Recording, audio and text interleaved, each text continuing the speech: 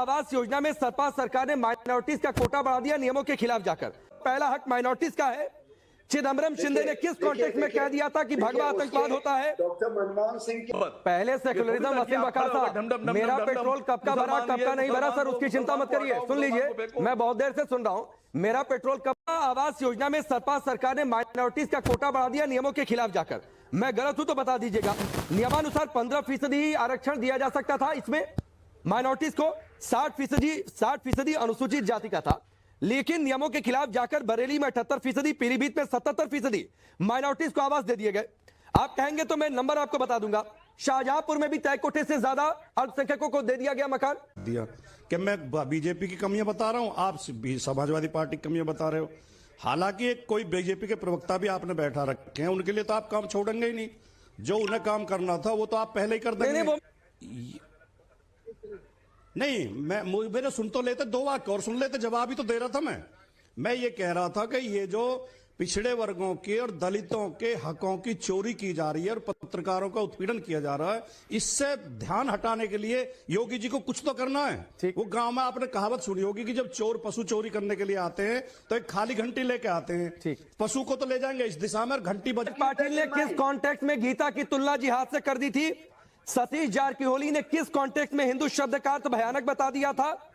पूर्व प्रधानमंत्री मनमोहन सिंह ने किस कॉन्टेक्स्ट में कह दिया था कि देश के संसाधनों पर पहला हक माइनॉरिटीज का है?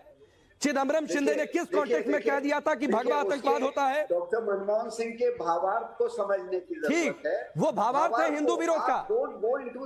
मानस का अपमान करते आए हैं और आज वह सरकार रामचरित मानस के पाठ कराने की बात कर रही है और वो खुलकर इसका विरोध कर रहे हैं। राजकुमार भाटी इस बात को गोलमोल कर रहे हैं। संकट यह है समाजवादी पार्टी का कि समाजवादी पार्टी ये जान गई है कि इस विषय से हिंदू जनभावनाएं आहत हो रही हैं और इसलिए इस विषय को ना ये निगल पा रहे हैं ना उगल पा रहे हैं, क्योंकि मजहबी एजेंडा जो इनका है ना, मजहबी तुष्टीकरण का, वो एजेंडा भी प्रभावित हो जाएगा। तो ये तय नहीं कर पाते हैं कि आगे जाएं या पीछे जाएं और इसी वजह से वही खड़े होकर के कदम ताल कर रहे हैं। मैं बहुत आग्रह के साथ कहूंगा, देखिए, रामचरित मानस का पाठ कराना हो या दुर्गा सप्तशती का पाठ कराना हो या इस प्रकार के आयोजन करना हो, ये देश में कोई पहली बार नहीं हो रहा है।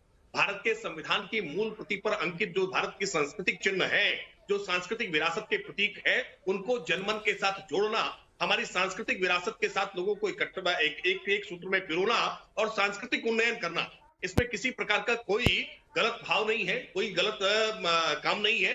और ऐसे बहुत सारे उदाहरण आपने अपने रिपोर्ट्स में सब दिखाए कि कैसे कुंभ का आयोजन होता है, कैसे उर्स का आयोजन होता है, सरकारी खर्च पर कैसे उर्स के मेले लगवाए जाते हैं, कैसे हज के लिए सब्सिडी दी जाती है, कैसे प्रधानमंत्री, मुख्यमंत्री और राष्ट्रपति भवन में इफ्तार की पार्टियां हुआ करती हैं, इफ्तार की दावतें हुआ करती हैं।